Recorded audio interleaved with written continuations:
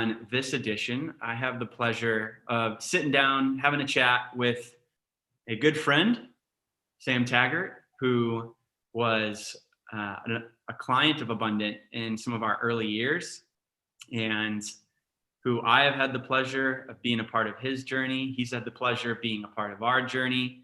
And today, just looking forward to a powerful conversation that serves anybody who's watching either live or watching this recording, as Sam is an abundant leader, baby. He's out there in the marketplace, making an impact, following his vision, has been for a while. And I think today is going to be a fruitful conversation for anybody who's listening. So welcome to the show, Sam. Thanks. Excited to be on it. This is a treat for me just to be interviewed on this. Mm-hmm.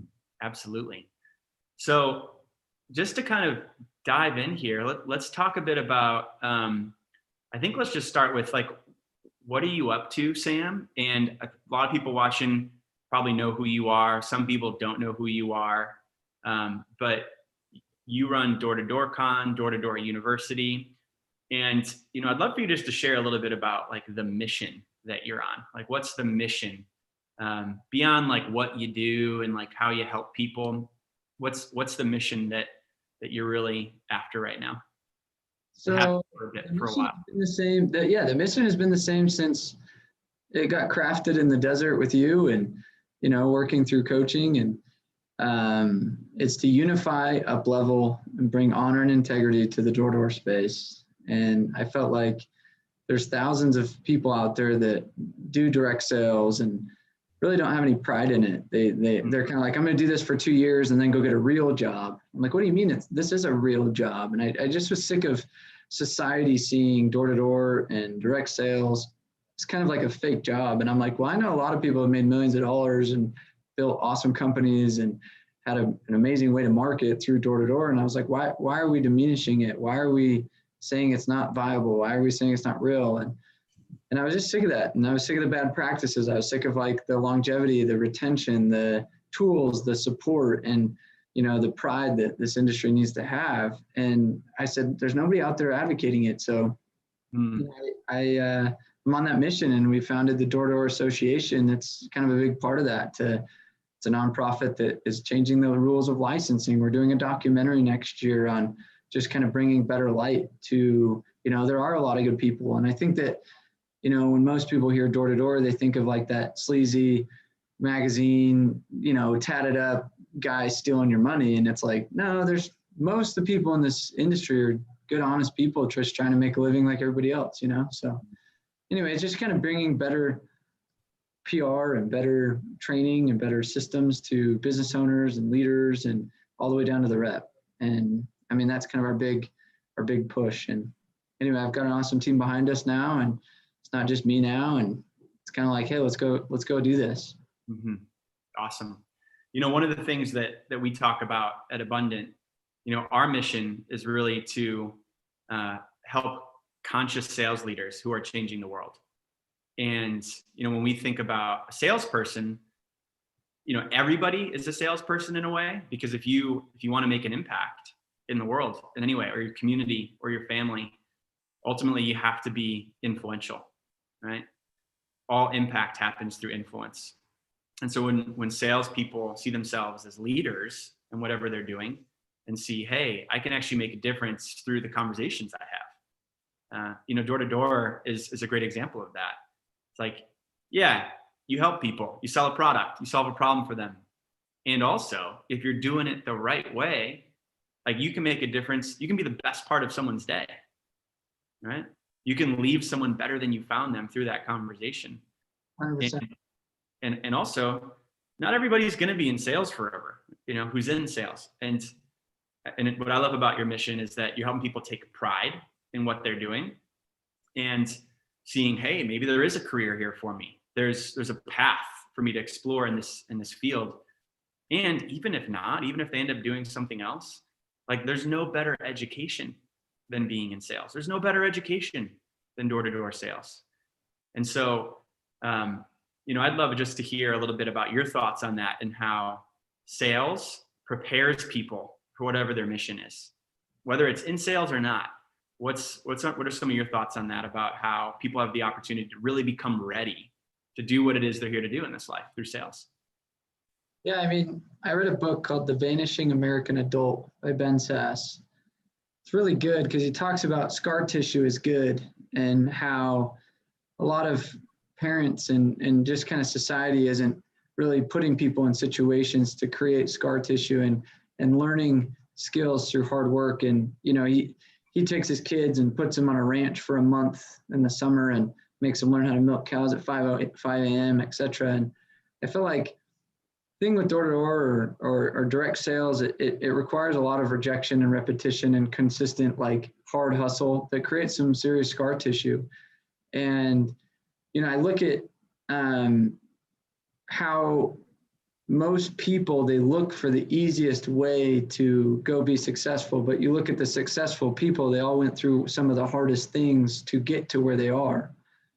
And this just gives you that opportunity to do something hard. Instead of going and getting a desk job 9 to 5, just kind of whatever, you got to get in a situation of survival, which is eat what you kill, no salary. If you sell, you make money. If you don't, you're broke.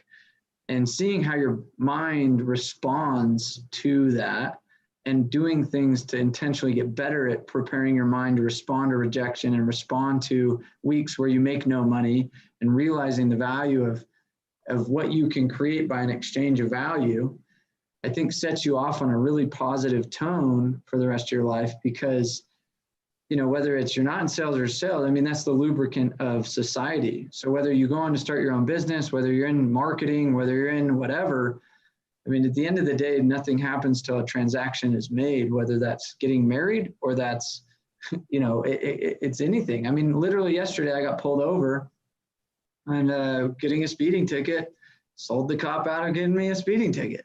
So What did you say? What did you say? Said, look, officer, I'm not from this area, and I'm sure you're having a great day. And I buttered him up. I created some affinity. And I was like, but I don't want to come off as that. So I overcame his objection before it happened. I was like, I don't want to come off as that guy that's going to, like, cry and then, like, talk you out of getting a ticket. I'm not going to be that guy. But it'd mean a lot if you could just help me out. And if you don't, I'm totally cool with it. I'll pay the ticket. But if you're feeling like it's a good day, my man, you know I'm here. And he goes, I'm here for it. Yeah, you want to not give me a ticket, I'm here for it. I'm here, dude. I'm just saying. And he goes back. He first off looked like he was a super grumpy dude. You know what I mean? They had, like, his hat tilted down. He was all like Idaho. I'm in Idaho. You know, he's kind of this hick dude. And anyway, he came back. He's like, I wrote you a warning, my man. Slow down. I was like, yes. It's one of those moments. But I've done that 100 times. That's what he didn't know.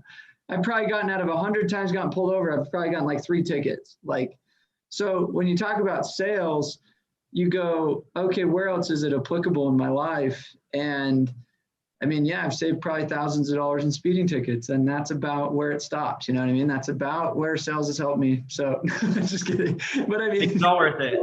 Made it all worth it. No, but I really do look at, like, if I know that I'm good at this, and I know that I can overcome adversity, what you run into in sales, I can pretty much do whatever I want. Mm-hmm. Awesome. So I have an interesting question that just popped into me right now.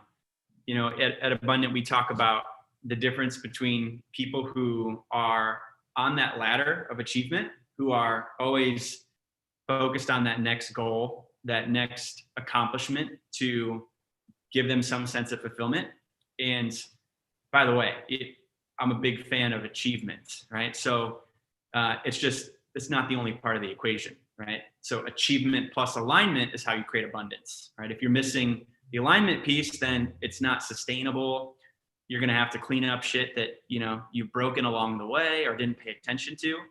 So it's where achievement and alignment come together that you're able to create abundance through what you're doing. And so you've worked with, how many leaders do you think you've worked with at this point, or just salespeople, you know, through your conferences, your trainings? I mean, tens of thousands of salespeople now, which is wild to think.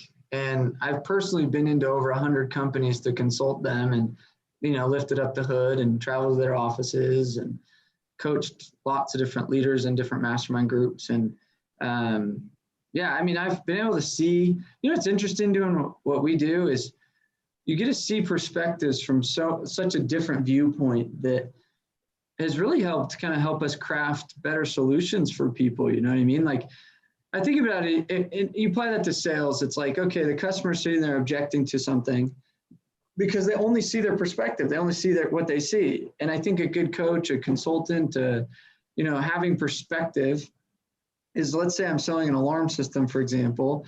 It's like they might not know that next door got broken into yesterday. And so they're like, it's a safe neighborhood. It's great. And it's like, they're just seeing it. And it may be, but I just happened to see the next door neighbor get broken into yesterday, which you didn't see. And I see, you know what I mean? And they're like, really? And you're like, I'm not trying to scare you. I'm just saying that's fact. You just don't see what you don't see. So all of a sudden something happens. So I think what's interesting is just the perspective I've been able to gain in businesses, in different industries that's been my favorite thing I've learned over the last few years is just learning. I mean, I've interviewed 170 people on my podcast. So it's like just consumption is the fastest way to leading. I don't know. It's crazy. Yeah. And it's an interesting point you bring up because like last week I spent a few days with Square, which is like a high tech organization that's, pioneering in the financial world and economic empowerment for small businesses, a multi-billion-dollar company, like really, just developed business, and also spent a day with a company called Midwest Tinkerman, who is a company that unloads hazardous waste off of barges on the canals in Chicago. And, when you get to work with teams across the entire spectrum, you learn a lot about people and what the commonalities are. Right? Yeah. And you see these trends in how people show up together and just show up for themselves that teach you a lot about people. It's like it's an education in psychology. And without going too much into that, but I just think that's an interesting point you bring up because I see the same thing. And that's something I love about what I do, that we both do. But my question is, seeing a lot of people in door-to-door sales and in sales over the years and seeing the different trajectories that people are on, some people get caught in this trap of achievement and just focused on the next goal, the next bigger number that they need to hit. And I'm curious from your perspective, what's the difference? Well, one, what's the trap that you see people get caught in where they kind of get like stuck and they're no longer finding meaning in the work that they're doing? I think a big problem in today is, like you just said, meaning is they chase things in the sense of recognition, and that's the only satisfaction that they'll get is based on what their peers and environment will tell them, instead of being satisfied along a journey, not necessarily a destination. And so if you're so focused on like, oh, I achieved this, then you're never going to be satisfied, instead of just saying, cool, that's like another chapter. I'm so excited to see what another chapter is.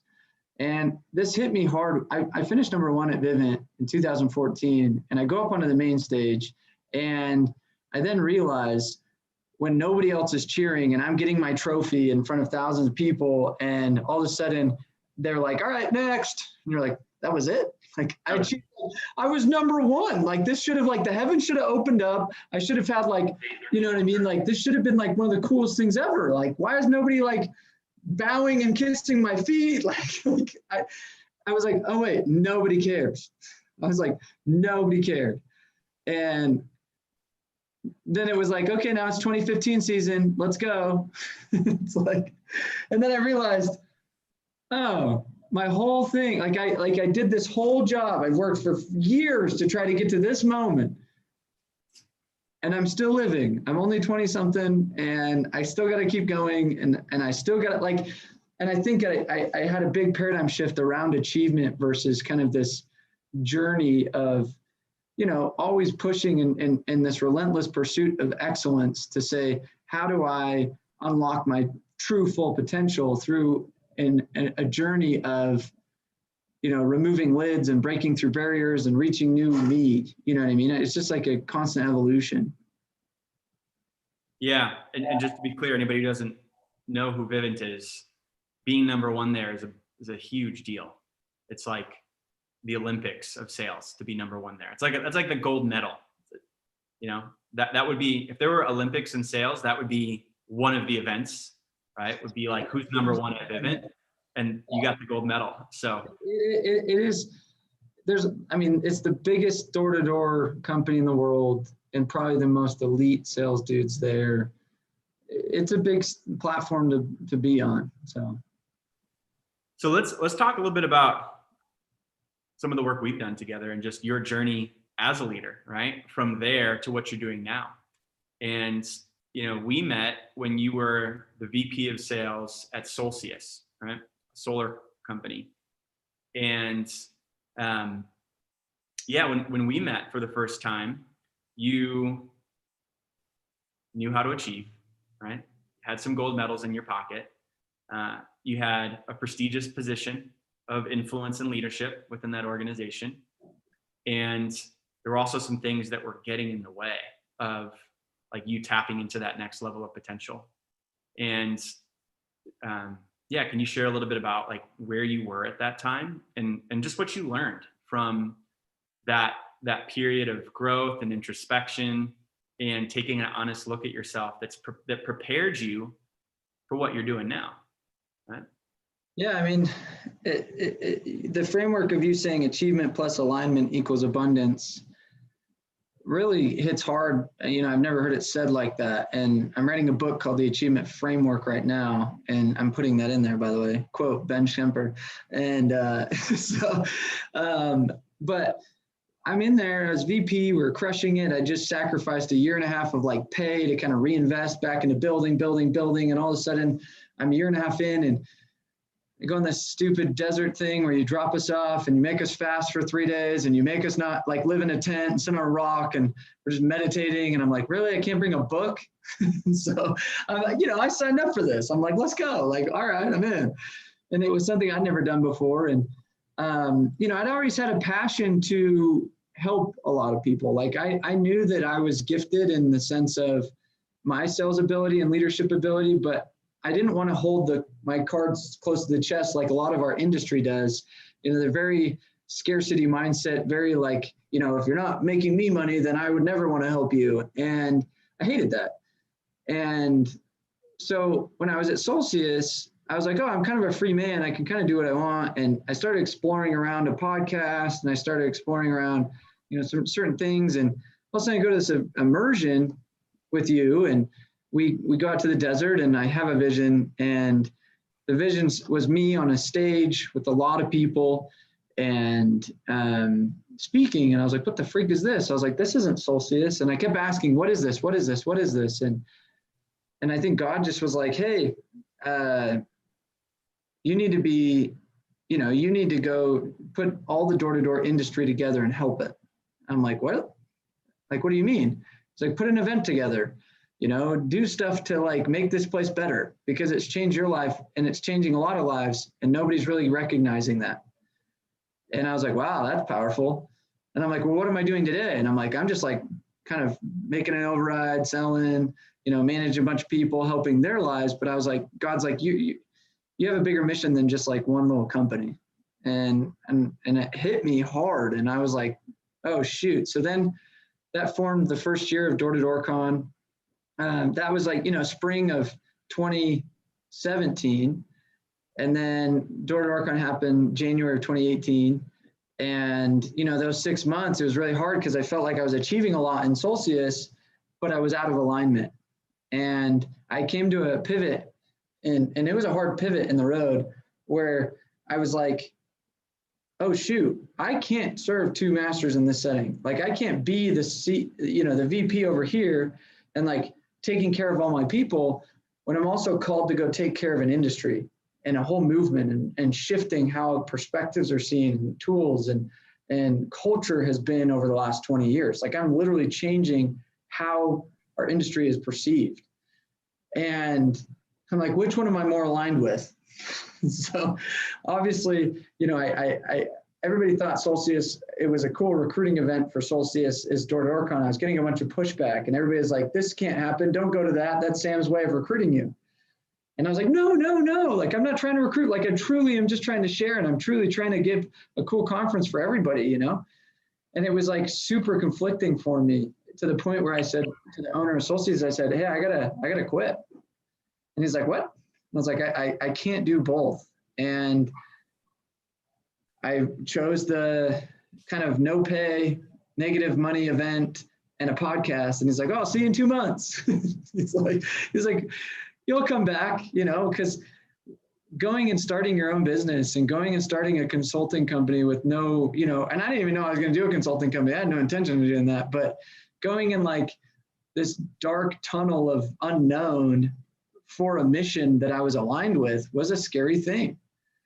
And I just put an offer, I just gotten a contract with my dream home, which I also could tell a cool story about that with your event. So we were in Shasta. That's a whole nother tangent to go down. I just signed on the lot. I had just purchased a couple other real estate things that had a bunch of capital I needed for, and I quit. My wife's like, how are we gonna make money? Like, how are we gonna build our dream home? Like, what are you gonna do? And I was like, I'll figure it out. Like, babe, I promise I'm so aligned with this mission. When have I ever not like made it happen? And she's like, all right. And that was like December of 2017. And we had our event. There's 800 something people there the first year. And you know, it's grown since, but it's been really cool to see like this mission kind of adapt and evolve and really get clarity around how we can best serve our people. And now we have, you know, there's 30 employees plus felt thousands of people and really made a difference. And I think that anybody in this direct sales space probably has felt that in a shift in abundance versus scarcity, because I think our industry was very scarce. I think it was embarrassing some of the things that it stood for and some of the bigger companies even stood for. And I just wanted to kind of put a stop to that. By the way, shout out to Brian Jackson for being in the audience and supporting you with your first event too. Seriously. Yeah. So that's what's so cool. Okay, talk about abundance. So Brian Jackson, he's the president of Solcius. Kelly Walker, the owner. Kelly wasn't super involved in the sales side. He was just kind of like the ops person in finance. But Brian was the sales guy. And I go to Brian and I was like, hey, Brian, I got to pursue this. And he was aligned. Like, he was very much so like, how can I help? Had I done that at my previous company, they would have been like, throw rocks. They would have like said, that's the stupidest thing I've ever heard. They would have like literally done, because it didn't serve them. It wouldn't have made them money. It wouldn't have helped that. You know what I mean? It was very like, and Brian knew that he was going to lose a good player. And Brian knew that it could be detrimental to his company if other people left. And, you know, I wasn't trying to take anybody, but like, you know, he was like, I'll speak. Like, what do I need to do? How can I help? That was a very abundant move. So big shout out. Big shout out. Big Brian Jackson out there. What a good man. So back to the desert, I think we should just share a little bit more about that story, because that's still, out of the hundreds of events we've done, that's one of the craziest events that we've ever done. So just to give a little context for everybody, right? We called it the desert immersion. And the idea was, all right, like all these high achieving salespeople, let's take them into the desert and have them do a silent retreat by themselves for 36 hours where they, you know, can't be checking their phones because there's no service out there. They can't be going and getting some like food that's gonna be bad for them. They gotta like feel all of their feelings. They gotta feel their hunger. You had a raw meal shake and that was it, right? Or you had 2 raw meal shakes. And I remember some of the guys out there like ate their both raw meal shakes within like the first few hours. And now they have like 24 hours without. You ever seen heavyweights? Yes. There were also like, do you remember people storing it in like the, you know, in the bedposts and stuff? Like, oh, I'll get that. Yeah. So there were guys like hiding candy bars in their sleeping bags, like heavyweight style. Shout out to Mike Ambrosino out there. Although I think, but we also did that thing. So before we sent everybody off into the desert by themselves, we said, all right, if you have any snacks that you've brought in to like violate the container, you can put them down right now. And like 20 guys took some stuff. We had a pile. So we were in southern Utah, and we were, I don't know if it was a mountain, but basically we had these little campsites set up that we set you all up at. And so the idea was, all right, you're going to be out there for 36 hours. You have to be with your thoughts, with your feelings, and see what comes up for you. See what comes up when you can't run to another achievement, run to some distraction, but you have to really just be with yourself, something that a lot of people don't ever experience nowadays. And you had a powerful vision come through when you honored that. So the crazy part of the story, though, is after you had all been out there for, how long had you been out there for? Did you guys sleep? 2 days. Yeah, we definitely had to sleep. So you had to sleep. That's good. So you were out there for about 24 of the 36 hours, because the idea was for you to have 2 nights by yourself. Yeah. And this was like early April, and some freak snowstorm comes through with like 70-mile-per-hour winds. People's tents are getting blown over. People's tents are flying away. And we're like, all right, we got to pull them out. Like we can't put them through this. And I remember we went out to grab you all, and John Israel was one of the last guys that he grabbed. And he was like, oh, we're going in. I thought this was just part of the challenge of the experience, is we have to deal with the elements here. We're like, no, we're not going to have you freeze to death. We're getting out of here. And then we camped in one of your offices. Yeah, that was fun. We, like 40 people lined up like a couple inches from each other, camping inside the office. So I did a massive steamroller over everybody on a sleepy bag. It's like, of course you did. So super cool experience. And yeah, that's when your vision came through. And I think another thing that people don't always see is that like everybody wants to have that moment where a powerful vision comes to them and they're like, oh, I know what my life's purpose is. But I think there are 2 things that need to happen beforehand for many people. And one is that like you clean up your life. Like you clean up the things that are out of integrity, or the areas that are like leaking energy, whether it be a marriage, or it be some way that you're out of integrity, even like with your people, or the way that you sell or do business. Because like powerful vision comes to those who are ready. And not only that, but you have to build a reputation. You have to build trust. You have to build your skill sets and your readiness, so that when a vision shows up, you're ready, right? And in some ways, you're never ready. Like you always have to grow into the vision. But the point is that like you had that powerful moment. You've been building that vision for the last several years. And there's a lot that you did beforehand to be ready for it. Yeah. And so even like prior to that immersion, I'm curious if you could share a bit about some of what you focused on. Because when we started working together, it wasn't like, hey, how do we sell more right away? Right? Yeah, I felt like I was at my sales maximum velocity, if that makes sense. Like I was like, I don't want to sell more. Like I'd actually want to sell less. Like I was at a point where I was like, I'm signing up for this group for marriage counseling.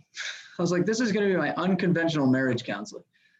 And, I was going through a lot relationship wise. And I just knew that if I couldn't align other equities in my life, then it was going to be detrimental for, sales is all good, but without a spouse or, not really fun at home, like it's tough. So I think Ben and you guys, the crew, Michael, all you guys helped tremendously just unpacking some of my like rooted issues from childhood, like even, and, a lot of the stuff that we went through, I mean, this was post that, but I remember we did that exercise with the rocks up in Shasta that was like super powerful. I still have those rocks. They sit on my table, and I've like literally, I like mapped out what they all meant. I could tell you those 10 monumental events in my history, and just unpacking, going down into the shadows to really bring out the light.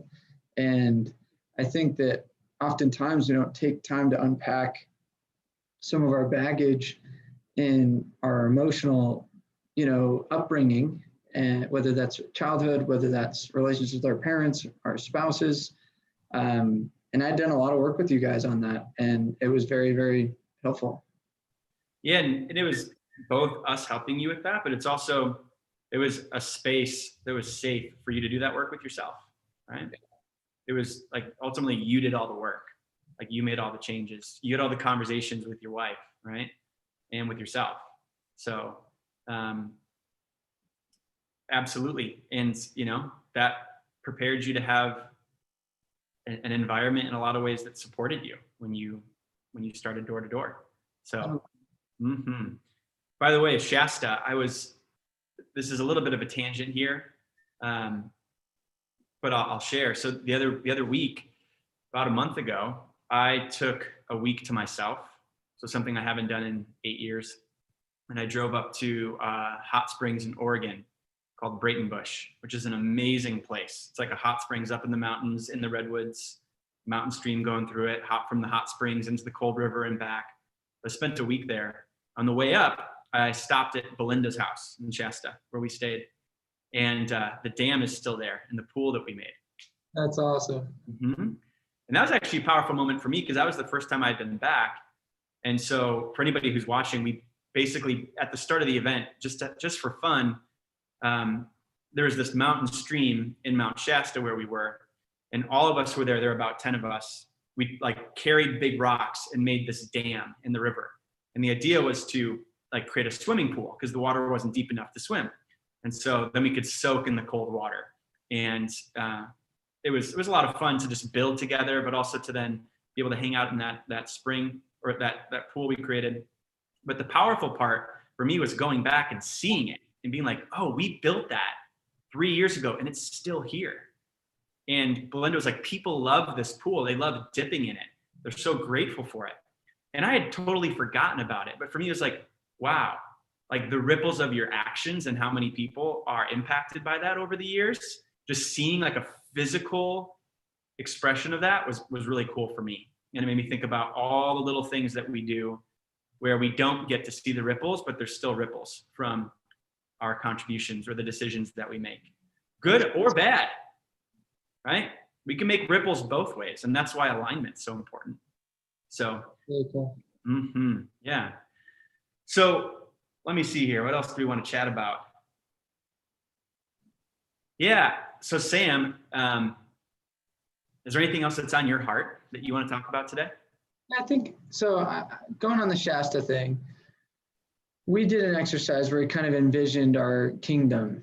And, I was being in the mountains. I grew up in Park City, which is, my closest neighbor was a mile. I was in the mountains. I was fortunate enough to kind of live in nature. And I think nature has an interesting power in and of itself that I think a lot of people get disconnected from. And getting up there that week really brought connection to my childhood. And I was living in a neighborhood where everything was super cookie cutter. Everything was super like condensed on top of each other. And I knew that that's not where I could think abundantly, operate abundantly, and really create a big part of my vision. And somehow, I don't even think this was part of the exercise, but I started seeing a vision of a house. And I started seeing, like, as we drew out this kingdom, I started actually drawing a physical house. I started like being like an architect and like designing this thing. And I was like, I go up to Belinda afterward. I'm like, Belinda, I need to buy some land. She's like, what? I was like, I'm going to go home. I'm going to buy some land. I'm going to build this dream house. And she's like, really? I was like, yeah, somehow I got like, so then I started crafting out, like, I need a place where I can meditate and get peace. I need a place I can exercise because that's important to me. I need a place I can work and ideate and create. I need a place. And so I started like modularizing a house based on what I truly cared about in life. And what was so wild was that within a year of that immersion, I had bought and started in construction, a few months, like I bought the land probably 4 months after we had done that immersion. Like I took action, like I saw it, and all of a sudden I was like, I'm going to go start looking for land. I'm going to manifest this. And I did it. I now live in that exact house. It's white. I like drew the color of it. I drew the rooms and the layouts. And I literally showed that to my architect. And I was like, so I was up in Shasta and I kind of drew this on a journal. And can you kind of like go off of this? He's like, sure thing. And now I live in that house. And I think there's an element of achievement that has to do with manifestation and vision. And I think a lot of people are afraid to even think big like that. I think that a lot of people are afraid to I don't know, go after some of the promptings that they get. Like if you feel a prompting that's like pretty strong inside, I think, Your heart. yeah, like in your heart, I think it's very critical that you do stuff about it. Mhm. I think the biggest detriment to achievement is people not taking action on their prompting. Like I think that they fail to trust themselves, even though it may cost them, Mhm. to just follow that. Yeah, it's a muscle that you have to develop to trust your heart. And it doesn't always mean build the house, and sometimes it does. But it's like, what's one thing you can do that's an action inspired by that call or message you hear from your heart? Um, and life's different that way when you are willing to lead and live from the possibilities that are inspired from your heart versus just filling other people's expectations or doing the next thing, climbing the next rung on the ladder. Your life takes a path, your leadership takes a path that goes way beyond what most people would ever expect. Yeah, I'd love to see that with you. Sam, I think just a final question, and then we can just chat a little bit about what you're up to for anybody who's curious. When you think about your journey, and I love something you said earlier, in our process, the possibility paradox, there are 3 steps. And the third step is make the leap to your journey, which is making the journey the destination. And you said that yourself, right? The journey becomes the destination. And when you think about the journey that you've been on, because you're still pretty young, you got a lot more life and leadership left for you, right? But what's one thing that you think is unique about the way that you've approached your journey that has led to you really experiencing a lot of the vision that has come to you, right? Because a lot of the vision that you've had, like, you're doing it. And so if you can just connect to what's one unique way that you approach your journey that has really allowed for that, I think people would be curious to hear what that is. I think I approach my journey not so serious. Mm-hmm. I think that's what's so unique. Like in the desert. Wow, so serious. Yeah, it was so funny. Like I just held an immersion up in Idaho last week where I took a bunch of CEOs to Idaho, and in the morning we did an exercise. So the first morning we did an exercise where we just did yoga, like we just jumped around like Beachbody. Second morning we did like yoga, and the third morning I'm like, I want to get outside. So we look around and we're in the forest, and I'm like, I'm going to lead us on an adventure exercise. And these guys are like, what? I'm like, just follow me. So I'm jumping over logs, pretending I'm an animal. I'm like, find your spirit animal. Now run up on the top of Pride Rock and yell and pound your chest like a gorilla or whatever animal you are. And I'm like making these guys like literally pretend they're building, this crazy journey doing wheelbarrow races throughout the forest. And it hit me watching these guys kind of just, very like, am I really going to do this? Am I really going to be like playing full out like this? And it hit me that I'm like, that's how I approach my journey though. I'm like, I'm okay letting the little child in me and the little boy and the humorous Sam that lives inside, even though I run a bigger organization now, like I'm confident and secure with letting that side of me lead just as much as the serious side of me lead.